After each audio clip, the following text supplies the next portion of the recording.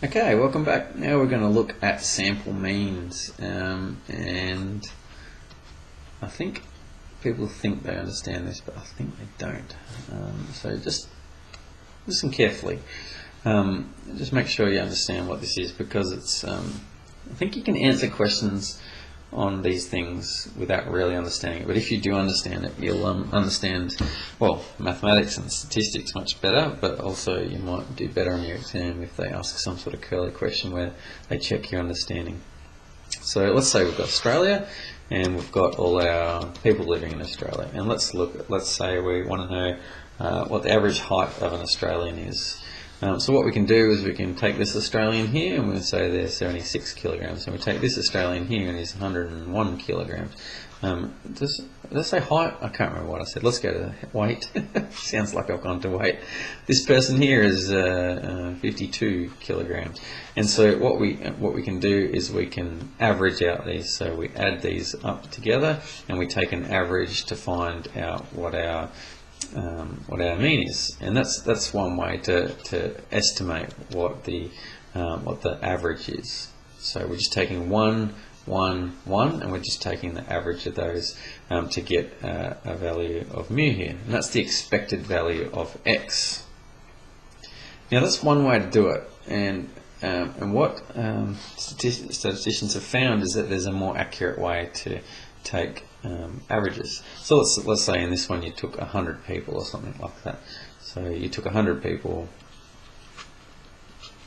and you had 100 values up there instead of 3. You'd have 100 on the bottom. So you're just taking the average.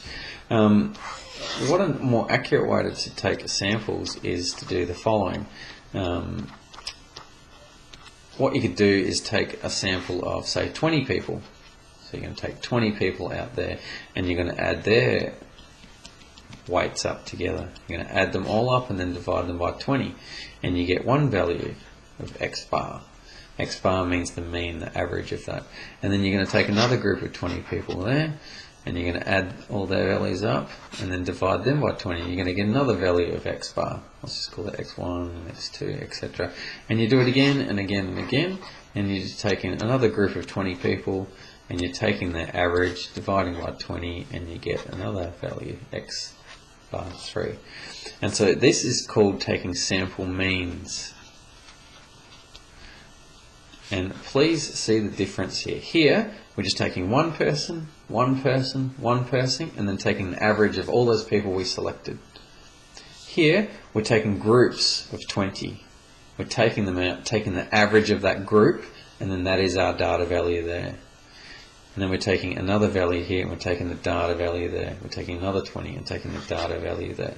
And so on this, I'll just try and draw it down here. I'll do it in a different colour. What you get if you plotted all the values here, let's say if it's weight, let's say it's 80 in here. I'll just scroll this down a bit. Bit of space. Let's say it's 80 is the average weight. Let's say that's mu, and you might get a value here and here and there and there. You might get one way down here, etc. You might get something that looks like this. When you're taking all these different values, you will get 100 dots on here if you take 100 people, and it's going to look something like that. Okay, and what you get is this sort of bell-shaped curve that looks like this. That's if you do this type of thing. What do you think would happen if we take the sample mean? Have a good think about this. What happens is that instead of getting values like way out here, because you're taking an average of 20 people, all these values get more centered. All these values that are way out here because they're averages of 20 people now, you get all these extreme values coming more in towards the center. And so you'll still have this population mean of 80 kilograms. You'll still get things centered around there. But instead of getting things way out to the extremes, because we're taking an average of 20 people, everything gets centered a bit more, and you're going to get something more like this. It's going to be much stronger, much more centered.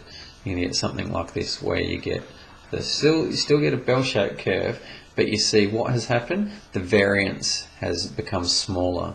It's crushed in. It's much tighter. And so that's what we're looking at here. So in your population mean, you've got an expected value of mu, and you've got a standard deviation of sigma. So that's over this side. What happens if you take a sample mean? The expected value of a sample mean, so that's x bar, well, it's the same thing, it hasn't changed. It doesn't matter whether you do this method or this method, you're still going to get that center of 80. So that's just still mu, nothing has changed. What has changed though is the standard deviation. Here, what you've seen is the bell-shaped curve, it's crushed in, it's become a lot tighter because of this method that you've done here. And so the standard deviation of x bar is equal to, and I could prove this in class, but it's the standard deviation divided by root n, where n is the sample size. So in this case it was 20. Okay, so they're the sort of the things that we're talking about. Sorry to just write it all over a bunch of crap, but I think it's a good illustration about what we're talking about. This is this side, and this is this side. Your expected value stays the same when you take sample means, but the standard deviation becomes much smaller, and the bigger the sample size you take, the smaller the standard deviation will be. And that's really important for getting nice tight data. So if you take big samples and take the average of all of those samples, you get great data.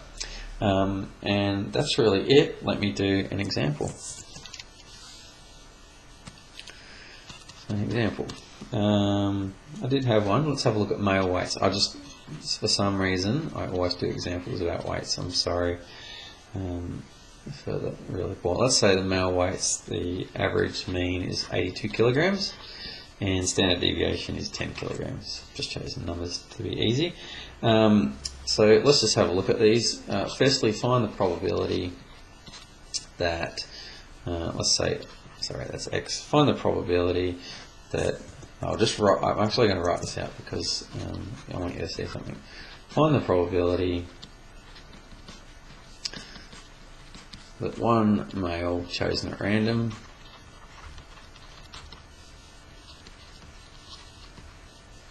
is 88 kilograms or more. Okay, so that's the first one. So let's do this. Find the probability that one male chosen at random. So we're doing that first method that I talked about. We're just taking one male out and finding the probability there's 88 kilograms or more.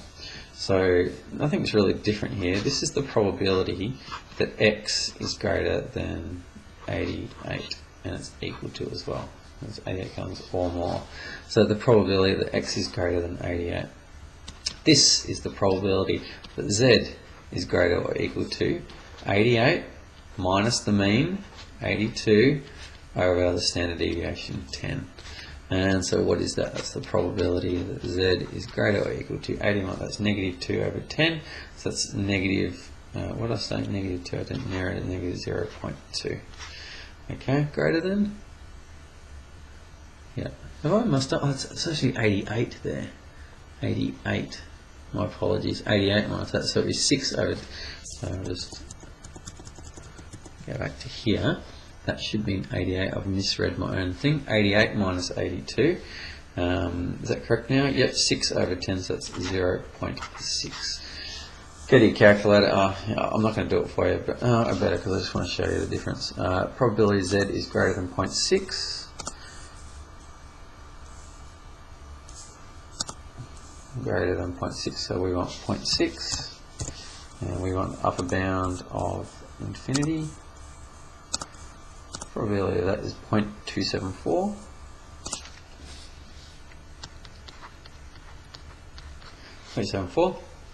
Okay, now I just want to show you something. So now, find the probability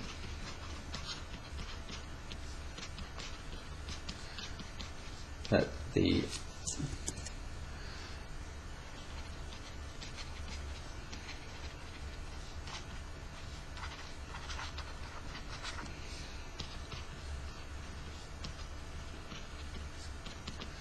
Now we're going to just look at it slightly different. Go to I'll just write it exactly the same as I wrote it before, is 88 kilograms or more. Okay, so now we're looking at find the probability that the sample mean for a group of 25 males is 88 kilograms or more. Can you see the difference between part A, part B? Part A, we're just choosing one person, and what's the probability that they will be greater than a certain amount? That's the simple way. Now we're going to look at these sample means. We're going to take a group of 25 males, and we're going to say that we're going to take the average of those 25 males. What's the probability that they'll be an average 88 kilograms or more? So let's have a look at that. What we're trying to find now is the probability that X bar is greater than 88. Okay, so we've got X bar, slightly different. Now, again, we do the same thing, we change it to a Z statistic, greater or equal to 88. I got it right this time. 88 minus the expected value of X bar over the standard deviation of X bar. Okay, so we're looking at those values here. I did the expected value of X over the standard deviation of X. This is the expected value of X bar, very different, okay? So be careful. That's what we want. Now, what is the expected value of X bar? It's just the expected value of X. It's the same thing, which is 82, and standard deviation of X bar is equal to sigma over root n, which is 10 over root 25, 10 divided by 5, which is 2. Can you see how the standard deviation has dropped? It was 10 initially. Can you see how much it's dropped? It's gone down to 2. It's that the bell curve has become much tighter. It's squeezing in. There's not much variance there. And so we can now calculate this probability. So this is just an aside. I'll just put this as a box here so I can keep going without rewriting. Equals probability that Z is greater or equal to 88 minus 82, so it's still 6 on the top line, 88 minus 82, and the standard deviation over 2, so that's the probability that Z is greater or equal to 3. That looks like quite a small probability. Let's do that, Z greater or equal to 3.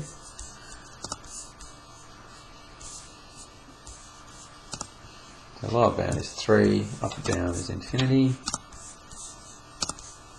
and that's 0.00135. 0.00135. Okay, so here we go. That's like 27% chance of that happening, of one person being that. This is, 0.13% of chance of happening. Okay, and why is that? Well, looking at this one, the probability that one male changing, well, one male can be really heavy or can really light. You get more extremes if you're only choosing one man. One man could be any type of weight. Okay, but in the second one, you find probably the whole group is that far above the mean, and that's far, far less likely to happen because the averages bring everyone back towards the center more. You got a smaller standard deviation, so this makes sense that you get a smaller percentage chance. If you've got an average chance, everything is in towards the center. Hope that makes sense. See you in the next video.